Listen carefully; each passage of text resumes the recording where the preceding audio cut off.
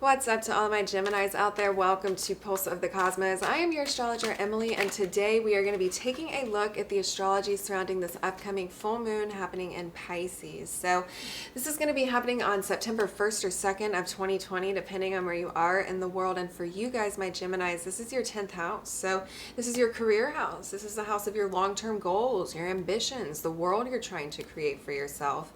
And for you, especially my Geminis, I want you to kind of look back to towards the end of February of this year. And you might find that you were setting some intentions or formulating some ideology of what those goals are in pursuit of manifesting them. And we're at this element of a completion or an element of a manifestation within the energy that you've been putting in towards these efforts. And now it's kind of time for you guys, my Geminis, to look at what we've got going, and we've really got to make a commitment to the directions that we truly identify with and where we want to carry this success energy into. We're really going to have to work to direct this. We can't be on the fence anymore. If we're sitting on the fence about moving into new directions or taking a chance on something or taking a risk, as Capricorn energy kind of demands a risk.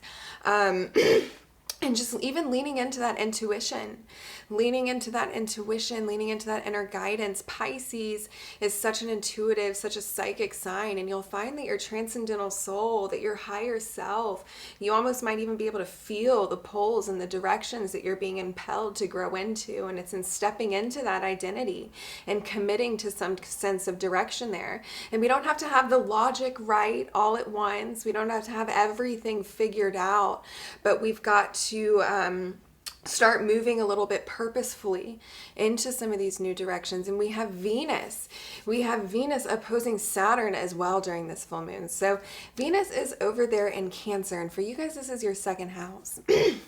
And since she excuse me, good gosh. Venus is over there in Cancer, and for you guys, this is your second house, and she's opposing Saturn over there in Capricorn, which is your 8th house. And when we're looking at Venus in the second house, we're looking at attracting relationships, partnerships, projects into your life that honor your worth, that honor your value, and where you honor the worth and value in that relationship. And in essence, that compounds, where it just grows in wealth and in abundance. And we can be restricting ourselves from these things. We can be holding ourselves back in some sense. Are you really speaking up your true needs, your true wants, your true desires into this life, into your relationships, partnerships, projects, to manifest what you truly want in the world that this full moon in your 10th house is trying to elevate and manifest for you? These are all kind of questions that can come up into the air throughout this full moon, but definitely a lot of positive energy. We have the moon in sextile to Uranus for this full moon as well. The sun is going to be in trine to Uranus. So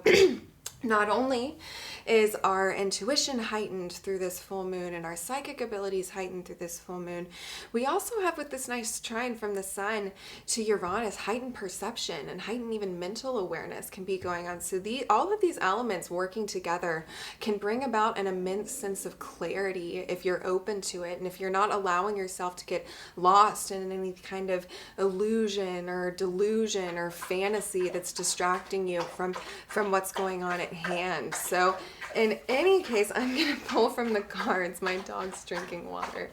So if you're hearing that slur, it's Fred. He's thirsty. Okay, let's see.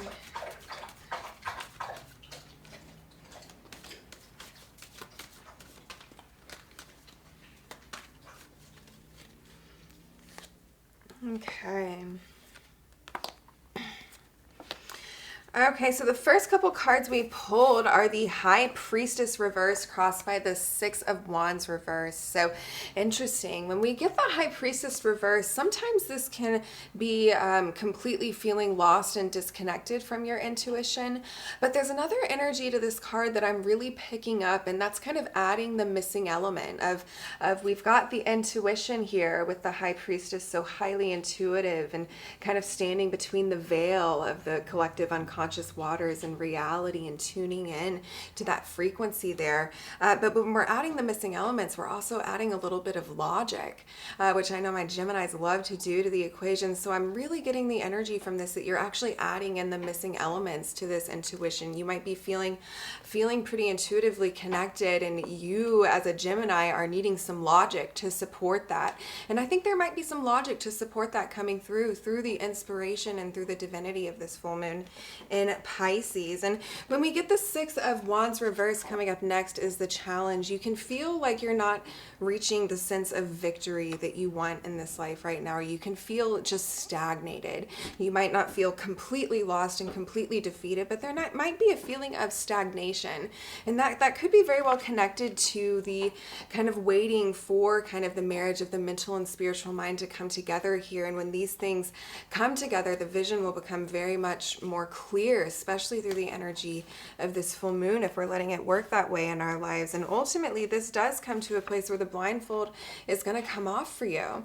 The blindfold is going to come off. We've got the Two of Swords reversed next. Upright, we've got a choice. We've got a decision that needs to be made. And you can see that it's racking up a lot of kind of rough waters in the background here, but the figure is sitting very calm and very deliberately has even the heart chakra blocked off here. And this could be a lot of my Geminis out there. There could be even some trust issues coming up with this 8th house energy over over there with Capricorn.